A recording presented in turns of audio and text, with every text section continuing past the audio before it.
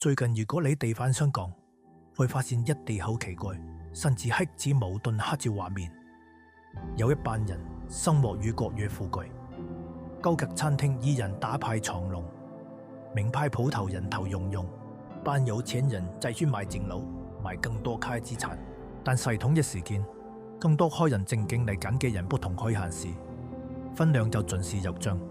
但是戶口永遠出戶斗前買樓後沙變做玩具，結婚又定，生小朋友指頭伸到冇緊身。只要肯努力就做到中產。一句說話，與家庭樂越來越難升。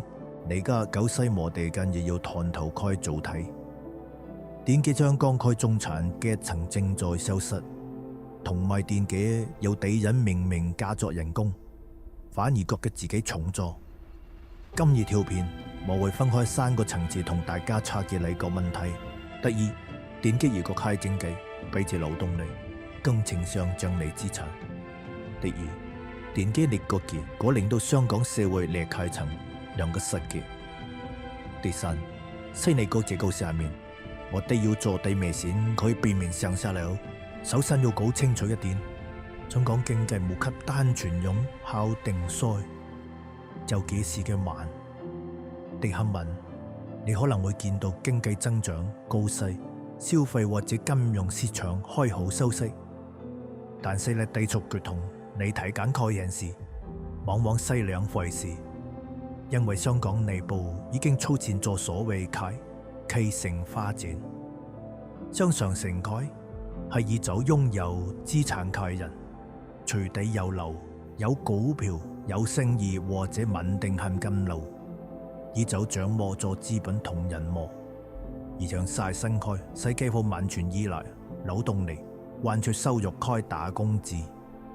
他必須中為賣樓或者入屋到資產市場開朋友，你家人公開速度，永遠追不上生活成本同資產價格開升幅。好多人會話冇氣氛，人工有價呀，羨慕是咁被關呀。是，如果自細嘅官方數據，人工確實是價正確。根據2016年開調查，2016年香港僱員月薪中位數4， 21,200美元，升咗3.5%，同期物價升幅只1.4%。表面地，解成績普應通脹，但係你到正正教識好多人開麻吹，所謂中產。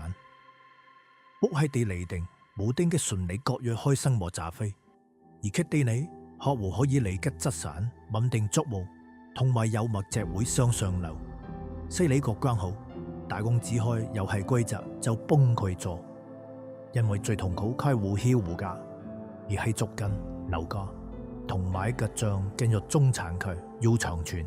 根據2022年數據，私人執咗租屋可以租金中位數已經去到12,000美元，有地基層要能差不多1/3開人工，先換到一個極細體生存空間。而是無質34歲開青年餘面，有超過樓層中系統服務而且住，那個代表實香港島裏生活開成本已經搞到一個戶就離開水平。生活費你可能重複擔到，但係上職係門見，正亦願抽人工開屬島嚟你議區，分量只係狗你生存，但比乜到一條向上又開樓梯呢？第二個問題，息率個結構會自動令到貧富懸殊越嚟越嚴重。有錢人享有資產，甚至開紅利，就算經濟唔好，佢哋都有能力受得住。但老資產開人，好隔一生就大禍。就算市場好返，生活依然原地踏步。一個94點街同一個城市入面，會出現兩個完全唔同開起計。我認為你個結構性問題中會因為 I 區出現而變得更壓力。I 唔會有善服務大企業同有資本開組織，結果大公司會更強，而細公司同普通大公司就越嚟越弱。特別係第三次翻譯好似基本文書出嚟，農地白領工作正被 AI 取代。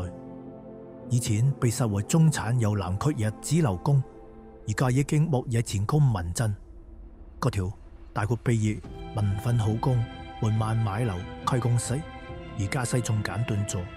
好多青年人會問：牛喺摸爛，而嘅情國由細歸集變作西微今實呢個時代，我哋要做低面選擇去上十樓。第二，要盡快擺脫120%嚟勞動收入，做嘢是重要，但單靠分量就覺得可以保障未來，咁絲毫未成開。